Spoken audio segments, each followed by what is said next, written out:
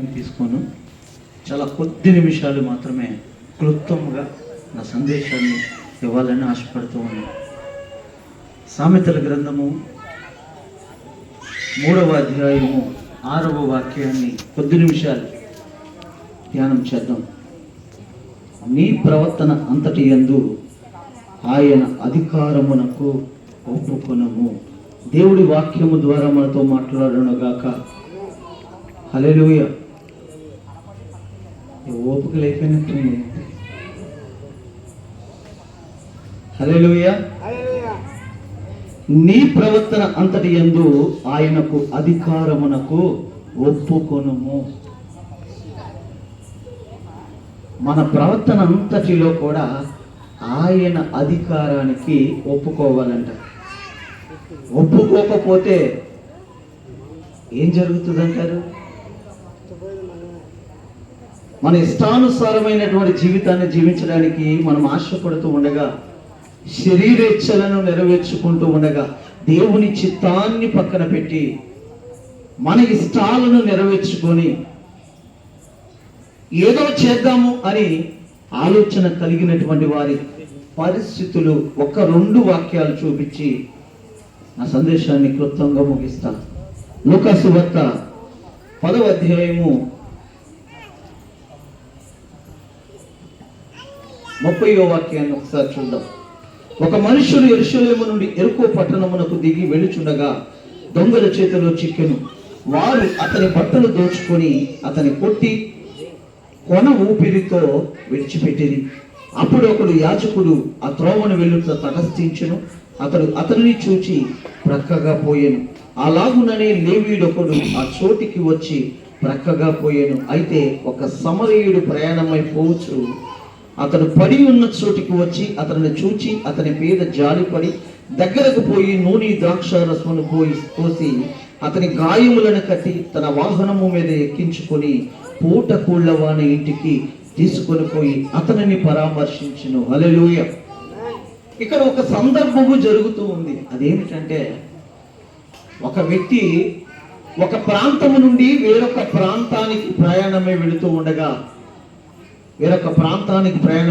ఉండగా ఆ వ్యక్తికి ఏమవుతూ ఉన్నదంట? దొంగల చేత కొట్టబడుతూ ఉన్నాడంట. దొంగల చేత కొట్టబడి తన వద్ద ఉన్నటువంటి ప్రతిదీ కూడా దోచుకొని ఆ వ్యక్తి కొన ఊపిరితో పడి ఉన్నాడంట. ఆ ప్రాంతానికి ఒక దైవ సేవకుడు వస్తూ ఉన్నాడంట. యాజకుడు వస్తూ ఉన్నాడు. యాజకుడు వచ్చి చూసి ఆ వ్యక్తి ఏం చేస్తూ ఉన్నాడంటే, ఆ వ్యక్తిని చూచి వెళ్ళిపోతూ ఉన్నాడు. రెండవదిగా లేవి అయినటువంటి ఒక వ్యక్తి, అంటే యాజక కుటుంబానికి చెందినటువంటి వ్యక్తి, ఒక వ్యక్తి చూస్తూ ఉన్నాడు. ఒక వ్యక్తి చూసి ఆ వ్యక్తి తనను పరామర్శించకుండా వెళ్ళిపోతూ ఉన్నాడు. ఆ మూడవ వ్యక్తి వచ్చి, అతను సమరయుడు అయి ఉండగా ఆ వ్యక్తి వచ్చి ఆయన ఏం చేస్తూ ఉన్నాడంటే, ఆ వ్యక్తిని దర్శించి తన గాయములను కట్టి ఆ వ్యక్తిని తీసుకుని వెళ్ళి పూటకూళ్ళవాన ఇంటిలో ఆయనను ఉంచి 2 దేనారములు ఆ వ్యక్తికి, పూటకూళ్ళవాని ఇంటికి ఆ కాస్తున్నటువంటి వ్యక్తికి ఇచ్చి, ఇతనిని జాగ్రత్తగా పరామర్శించుము. ఈ డబ్బులు నీకు ఇచ్చినటువంటివి చాలవు. నేను మరీ ఒకసారి వచ్చినప్పుడు నేను నీకు తగినటువంటి జీతాన్ని నేను ఇస్తాను. ఇది వాక్యము యొక్క సారాంశం. ఆయన ఉపమాన రీతిగా చెప్పినటువంటి మాటలు ఇవి. నేను అడుగుతూ ఉన్నాను, ఈ యొక్క ఒక మనుష్యుడు ఎవరు అని నేను ఈ దినాన ప్రశ్నిస్తూ ఉన్నాను. ఒక మనుష్యుడు దుర్దినపు పరిస్థితులలో ఉండగా యాజకుడు అతన్ని దాటి వెళ్ళిపోవడం ఏంటి? ఒక విశ్వాస జీవితము కలిగినటువంటి వ్యక్తి అతనిని చూసి అతని పైన జాలిపడి పడక అతనిని దాటిపోవడం ఏమిటి? చదువుకున్నటువంటి లేఖనములో నీ ప్రవర్తన అంతటి యందు ఆయనకు అధికారమునకు ఒప్పుకొనుము. రాజుల 2వ గ్రంథము 6వ అధ్యాయము మొదటి 7 వాక్యాలు గనక జాగ్రత్తగా గమనించినట్లయితే 10 నిమిషాలు మాత్రమే. అంతటా ప్రవక్తల శిష్యులు ఎలీషా యొద్దకు వచ్చి, ఇదిగో నీ యొద్ద మాకున్న స్థలము ఇరుకుగానున్నది, నీ సెలవైతే మేము యోర్దాను నదికి పోయి తల ఒకటి మ్రాను అచ్చటి నుండి తెచ్చుకొని మరి ఒక చోట నివాసములు కట్టుకుందామని మనవి చేయగా అతడు వెళ్ళమని ప్రత్యుత్తరం ఇచ్చాను. ఇక్కడ ఒక్క నిమిషము నా మాటల్ని గమనించినట్లయితే నేను చెప్పవలసినటువంటి సందేశం అన్నది చాలా క్లుప్తముగా అర్థమవుతుందని ప్రభు పేరట మనవి చేస్తూ ఉన్నా. ఇక్కడ చెప్తున్నటువంటి మాట ఏమిటంటే, ప్రవక్తల శిష్యులు అంటే ఏలియా యొక్క శిష్యులు, గమనిస్తున్నారన్న మాటల్ని, ఏలియా యొక్క శిష్యులు వచ్చి ఈ ఎలీషాతో మాట్లాడుతూ ఉన్నారు. ఏమని? ఇక్కడ ఉన్నటువంటి నివాస స్థలములు మాకు సరిపోటల, కొండ మీద నివాసము చేస్తూ ఉన్నారు వారు. చాలా విశాలమైనటువంటి ప్రాంగణము ఆ కొండ. అయితే ఈ ఎలీషా యొక్క శిష్యులకు ఏలియా యొక్క శిష్యులకు పడట్ల, సీనియారిటీ అడ్డొస్తుందంట. హల్లెలూయా. ఏం జరుగుతుందంటే, మేము నీ గురువు యొక్క శిష్యులము. ఎలీషాతో మాట్లాడుతూ ఉన్నారు వారు. నీ గురువు అయినటువంటి ఏలియా యొక్క శిష్యులము మేము, నువ్వెంతో మేము అంతే. ఎలీషాను ప్రశ్నిస్తూ ఉన్నారు. ప్రియులారా, మీ శిష్యులతో మేము బస చేయడం మాకే క్వశ్చన్ కూడా ఇష్టము లేదు, కాబట్టి మేము మరొక చోటుకి వెళ్ళి మా నివాస స్థలములు ఏర్పాటు చేసుకుంటాం. ఎలీషా పైన వారికి ఉన్నటువంటి గౌరవము ఏ కోశాన కూడా లేదంట. హల్లెలూయా. చాలా బాధాకరమైన విషయం అండి. గురువు గారు 7 ఆ యొక్క గొప్ప ఘనమైనటువంటి కార్యములను జరిగిస్తే, శిష్యుడైనటువంటి ఎలీషా 14 కార్యాలను జరిగిస్తూ ఉన్నారు. ఇంత ఘనకార్యములు చేసినటువంటి వ్యక్తి, దేనికి లొంగనటువంటి వ్యక్తి, సిరి సంపదల వైపు చూడనటువంటి వ్యక్తి, ఈ వ్యక్తి కేవలము ప్రభు యొక్క కృపను మాత్రమే కనిపెట్టుకునేటటువంటి వ్యక్తి. ఈ వ్యక్తి దగ్గరికి వెళ్ళి ప్రవక్తల శిష్యులు అంటున్నటువంటి మాట ఒక్కసారి చూడండి. 6వ వాక్యం చాలా బాధాకరమైనటువంటి సంబోధనది. ఆయన అంటూ ఉన్నారు, ఇదిగో నీ యొద్ద మాకు నివాస స్థలములు ఇరుకుగానున్నవంట. ఈ మాట ఎవరితో ఎవరు అంటున్నారో తెలుసా? నానా కూర్చున్నాను ఒక 5 నిమిషాలు, కొంచెం ఓపు పట్టింది. ఇదిగో నీ యొద్ద నివాస స్థలములు ఇరుకుగానున్నవి. ఒక దైవ సేవకుడితో మాట్లాడుతున్నటువంటి తీరు ఈ రీతిలో ఉన్నది. ప్రియులారా, జీవ గ్రంథములో మాట్లాడుతున్నటువంటి మాటలే, నేను ఏమి కల్పితాలు ఏమి కూడా చెప్పట్లా. అక్కడ మాట్లాడుతున్నటువంటి తీరు ఎట్లా ఉన్నదంటే, నీ దగ్గర నివాస స్థలములు ఇరుకుగా ఉన్నవి కాబట్టి మా కొరకు ప్రత్యేకమైనటువంటి నివాస స్థలముల కొరకు నువ్వు సెలవివ్వు అని అడుగుతూ ఉన్నాను. యాజకుడితో ఉండటానికి ఇష్టపడట్లా, ప్రత్యేకించబడాలి. యాజకుడితో ఉంటే కన్నీళ్లు, యాజకుడితో ఉంటే ప్రార్థనలు, యాజకుడితో ఉంటే యాచనలే. కన్నీళ్లు దిగమండడమే. కడుపు నిండా తిండి ఉండదు, నోటి నిండా నవ్వు ఉండదు, ఏమీ ఉండదు, సంతోషం ఉండదు, ఏది కూడా ఉండదు. వారికి కావాల్సింది ఏంటంటే ఈ లోకపరమైనటువంటి ఆనందము కావాలి, ప్రైవసీ కావాలి. మేము ప్రత్యేకించబడతాం. దైవ సేవకుడితో మాకే పొత్తు వద్దు. ఎలీషాని చాలా హీనము చేసి మాట్లాడుతూ ఉన్నారు. పోని వారికి దేవుని యొక్క కార్యాలు రుచి చూడలేదా? దేవుడు ఎంత శక్తివంతమైనటువంటి దేవుడు వారికి తెలియదా? ప్రతిదీ కూడా కన్నులారా చూసినటువంటి వారే. ఎలీషా ఎంతటి దైవ భక్తి కలిగినటువంటి ఆ యొక్క ప్రవక్త, ఏలియా కూడా మరి ఎక్కువ దైవ భక్తి కలిగినటువంటి ప్రవక్త. బ్రతికి ఉండగానే దేవునితో పాటుగా కొనిపోబడినటువంటి వ్యక్తి. అంతటి దైవజనుని దగ్గర తర్ఫీదు పొందినటువంటి వ్యక్తులు ఇప్పుడు ఏం మాట్లాడుతూ ఉన్నారంటే, మాకు ప్రైవసీ కావాలి, మేము మీ దగ్గర మెలగలేము, మా కొరకు నివాస స్థలములో సపరేట్గా కావాలంట. అడుగుతూ ఉన్నారు ప్రియులారా. వారు అడుగుతూ ఉండగా మాట కాదనలేక, గమనించండి నా మాటలు, మాట కాదనలేక ఆయన ఏం చేస్తూ ఉన్నారంటే, మీ ఇష్టానుసారముగా చేయండి, మీరేం చేయాలనుకున్నారు అది చేయండి అని అంటంగానే వారు విడిచిపెట్టట్లా. నువ్వు కూడా మాతో పట్టురా అని అనగానే వారితో పాటుగా వెళుతూ ఉండగా ఏం చేస్తూ ఉన్నారంటే, చెట్టు మొత్తులను నరుకుతూ ఉన్నారంట. నరుకుతూ ఉన్నటువంటి సందర్భంలో ఆ యొక్క గొడ్డలి ఏమవుతుందంట, ఊడి నీటి ప్రవాహములో కొట్టుకొని పోతూ ఉన్నదంట. హల్లెలూయా. నీటి ప్రవాహంలో కొట్టుకొని పోతూ ఉండగా ఆ నరుకుతున్నటువంటి, నాకు ప్రైవసీ కావాలి అనేటటువంటి వ్యక్తి వచ్చి ఇప్పుడు మాట్లాడుతున్నటువంటి మాటలు ఒక్కసారి చూడండి.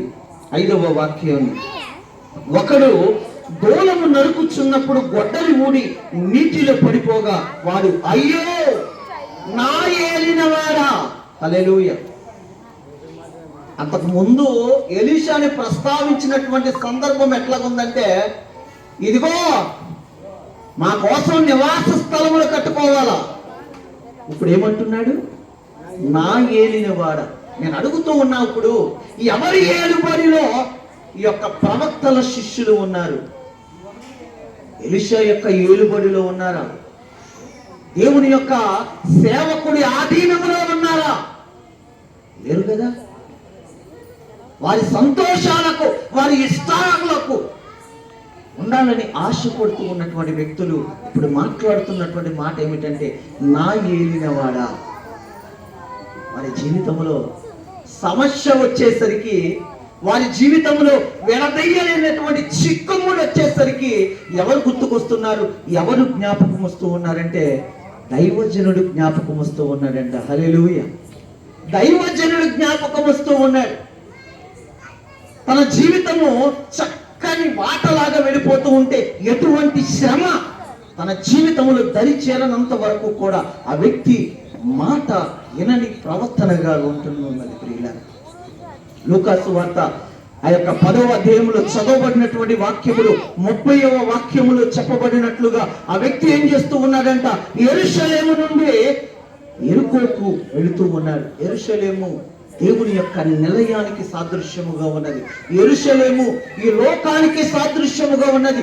దేవుని యొక్క నివాస స్థలములు విడిచి ఆ వ్యక్తి ఏం చేస్తూ ఉన్నాడంటే, శ్రమను కొని తెచ్చుకుంటూ ఉన్నాడు, శోధనను కొని తెచ్చుకుంటూ ఉన్నాడు, ఈ లోకానికి పరుగులు తీస్తూ ఉన్నాడు. తన ప్రయాణమంతయు కూడా ఈ లోకము వైపే ఇష్టపడుతూ ఉన్నాడు. ప్రియులారా, తన కోరికను నెరవేర్చుకోవడానికి ఇష్టపడుతూ ఉన్నాడు. తన కోరికను నెరవేర్చుకోవడానికి ఇష్టపడి శ్రమను కొని తెచ్చుకుంటూ ఉన్నాడు. తన ప్రాణము మీదకి తెచ్చుకుంటూ ఉన్నాడు ఆ వ్యక్తి. ఇందాక చూసినటువంటి వాక్యములో సేవకులందరూ ఎట్లాగే ఉంటారు, పేరుకు మాత్రమే చెప్తారు మంచి మంచి మాటలు. చాలా మంది విశ్వాసులు అనేబడేవారు చాలా మంది అంటూ ఉంటారు ఈ మాటలు. ఈ వాక్యములో ఈ యొక్క చదవబడినటువంటి లేఖన భాగములో ఉన్నటువంటి సారాంశాన్ని గ్రహించినట్లయితే, ఒక వ్యక్తి తన ఇష్టానుసారమైనటువంటి జీవితము జీవించి ఈ లోకము వైపు పరుగులు తీసి ఇదే శాశ్వతమని పరుగులు తీసినటువంటి వ్యక్తి తన గుండా ప్రయాణము చేస్తూ ఉన్నాడు. ఈ లోకపు ఆశలలో ప్రయాణము చేస్తూ ఉండగా ఈ లోకములో పట్టబడినటువంటి పాపము అతన్ని లెగలేనటువంటి స్థితిలో బంధించి ఆ గాయమును చేసినట్లయితే ఆ గుండా ఎవరు వెళుతున్నారంట, మొదటిగా యాజకుడు వెళుతూ ఉన్నారంట. గ్రహించండి నా మాటల్ని. యాజకుడు వెళుతూ ఉండగా యాజకుడు చూస్తూ వెళ్ళిపోతాడా? దాటిపోయేవాడు కాదు కదా దేవుని యొక్క సేవకుడు. నీ కష్టాల్లో ఉండేటటువంటి వాడు, నీ కన్నీటిలో ఉండేటటువంటి వాడు, నీ యొక్క సంతోషములో కూడా ఉండేటటువంటి వాడే దైవజనుడు. మరి దైవజనుడు దాటి వెళ్ళిపోవడానికి గల కారణం ఏమిటో ఆలోచిస్తూ ఉన్నామా? చాలాసార్లు వాక్యము ద్వారా నీతో మాట్లాడా. చాలాసార్లు దేవుడు నిన్ను ఎట్లా ఉండమంటున్నాడు, వాక్యము ద్వారా నిన్ను సరిచేయాలని అనేక పర్యాయాలు ప్రయత్నము చేశాను, కానీ నా వల్ల కాలం. చేజారిపోయావు, నీ బ్రతుకు దిగజారిపోయింది, పాపపు ఊబిలో కూరికిపోయావు. కాబట్టి నిన్ను ఆ దేవుడు రక్షించాలి. నా చేతిలో కూడా ఏమీ లేదు. దైవజనుడు దాటి వెళ్ళిపోతూ ఉన్నాడు ప్రియులారా. దైవజనుడు దాటి వెళ్ళిపోతూ ఉండగా ఒక సువార్తికురాలు, ఒక సువార్తికుడు ఆ గుండా వస్తూ ఉన్నాడంట. దైవజనుడి యొక్క కుటుంబానికి సంబంధించినటువంటి వ్యక్తి ఆ గుండా వచ్చి, నీ కొరకు అనేక పర్యాయాలు ఉపవాస ప్రార్థన చేశా, కన్నీటి ప్రార్థన చేశా, నా ప్రార్థన దేవుడు విన్నాడు, కానీ నీ ప్రవర్తన మార్పు లేకపోవడం వల్ల ఈ స్థితి నీకు ఏర్పడింది. నీ ప్రవర్తనలో మార్పు లేకపోవడం వల్ల ఈ స్థితి నీకు ఏర్పడింది. కాబట్టి ఇది నా చేతుల్లో కూడా ఏమీ లేదు, నేను చేజార్చుకున్నాను.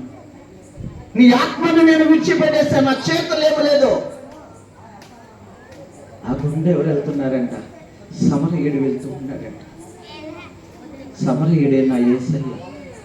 ఆయన ఏం చేస్తూ ఉన్నాడంటే, ఆ గుండా వెళ్ళి అతని యందు జాలి పడి, అతను ఉన్న స్థితిని గమనించి, అతని ఉన్న ప్రదేశమును గమనించి అతని యందు జాలి పడుతూ ఉన్నాడంట.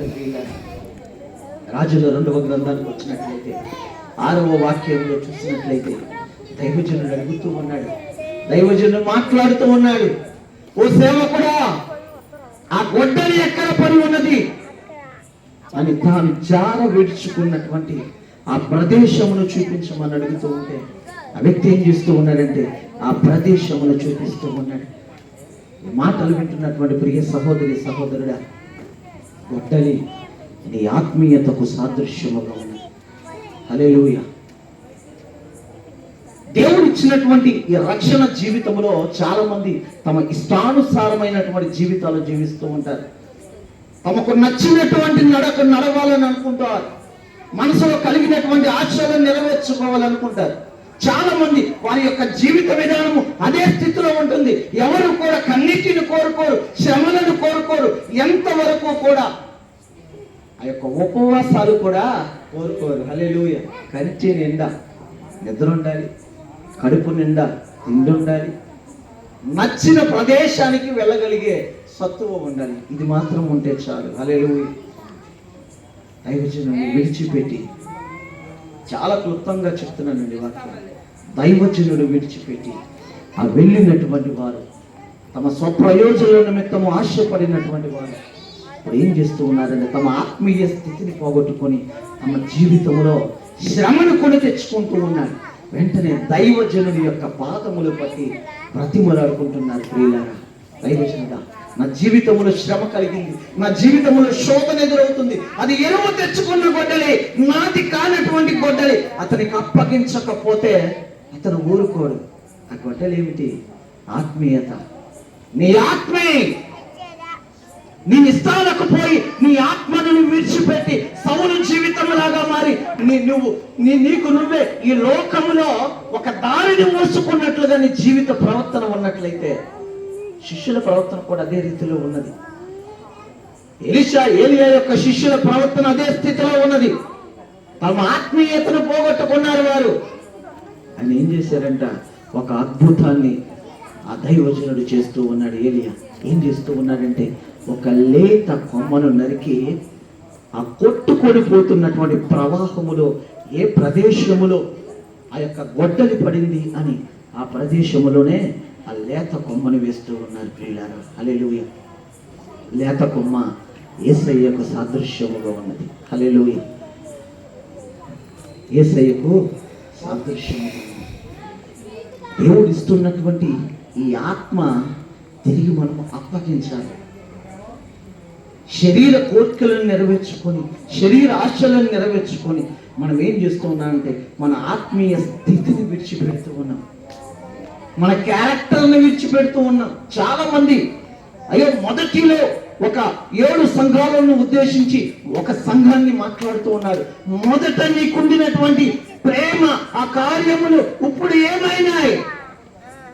దేవుడు అడుగుతూ ఉన్నాడు. మొదట నువ్వు రక్షించబడినటువంటి సమయంలో, దేవుని యొక్క మేలును పొందుకున్నటువంటి సమయములో నువ్వెంతగానో విశ్వాస జీవితము గడిపిన దానవు, నువ్వెంతగానో ప్రార్థనా పరురాలుగా ఉండేదానవు. కానీ ఇప్పుడేమవుతూ ఉన్నది? ఏ శరీర క్రియ నీ ఆత్మీయ స్థితిని భంగపరిచిస్తూ ఉన్నది? ఆలోచన చేయగలుగుతూ ఉన్నామా? ఈ రాత్రి దేవుడు ఇట్టి అవకాశం మనకు అనుగ్రహిస్తూ ఉన్నారంటే, ఇట్టి హెచ్చరిక మన జీవితంలో ఆయన వాక్యము ద్వారా మాట్లాడుతూ ఉన్నారంటే మనం గ్రహించగలుగుతూ ఉన్నామా మన ఆత్మీయ స్థితి మునుపటి స్థితి కంటే మెరుగుపడిన దానగా ఉన్నదా? రాత్రి ఆలోచన చేయవలసిందిగా ప్రభు పేరిట మనం ఇచ్చేస్తున్నాం. రాకడ కాలంలోకి ప్రవేశించాం. ఏ సమయమున దేవుని యొక్క రాకడ వస్తుందో తెలియదు. ఎందుకు పనికిరానటువంటి వారిని, మాలాంటి వారిని దేవుడు ఎన్నుకుంటూ ఉన్నాడు. ఆయన నోటి మాటలు మాలో పెడుతూ ఉన్నారు. ఏదన్నా అర్హత ఉందండి?